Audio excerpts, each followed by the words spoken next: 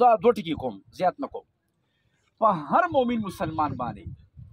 چې چا دا کلمه ویلې چې لا اله الا الله صلی الله علیه وسلم چې چا دا کلمه ویلې ده نو دا مسلمان شو د ایمان خاوند دی د اخیری پیغمبر اخیری امتی دی دا خو مکیده ده کنه ٹھیک شو جی د باندې د قران کریم څخه حقونه د متوجی دي ودونه چا کړی لګلاس چتول لکه ته چې تینا خپای شاته مګوره تا خیمه ولې چې لاس کې ګسو چت کو واو په ایمان یې خپه لګ لګ خپای ګس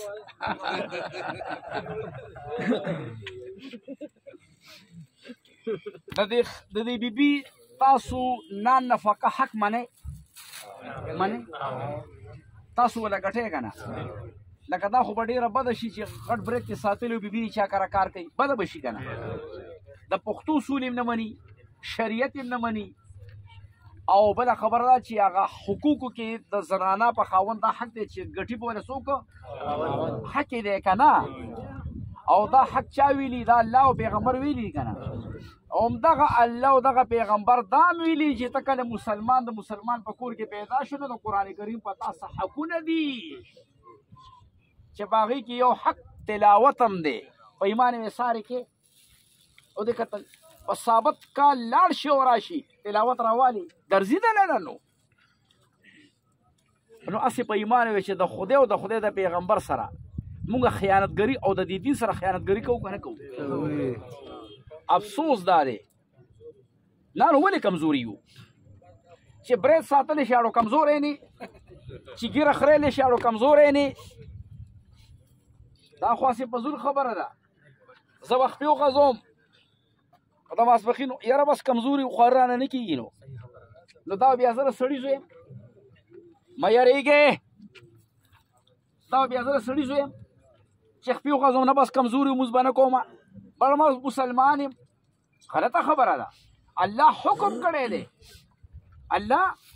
حکم کړی دی اقرا القرآن حکم شته دی قرآن لولا چې موږ بکې زکات به ورکې زکات تا باندې لازم شو ته زکات نه ورکې یاره کمزوري یو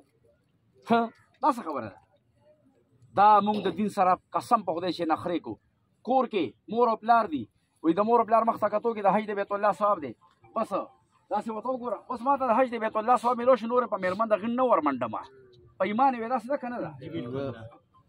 مونږ د دین قسم په خدای چې د دین سره مونږ کومې نخرې روانې کړي دي که نه چې لور خور د نه حق وغواړي کچرو ته دې بوځي دوه نیمې مرله کې در نه وګټي دوه نیمې مرله کې دوه نیمې او بیا چې کوم دی لړ تصمیم در سره بیا بیا مړی ژوندی در پاتې په ایمان یې وایه کوو که نه کوو او 10 روپۍ ورکوو چې جنت ته پېځم او دوه نیم جیره به پټي باندې د خور د خېټه ورچولې دلته خو بله جنت ته ځې خو په دوه نیمو جیرو چېرته ځې هغه به دې کوم خوا روان کې وي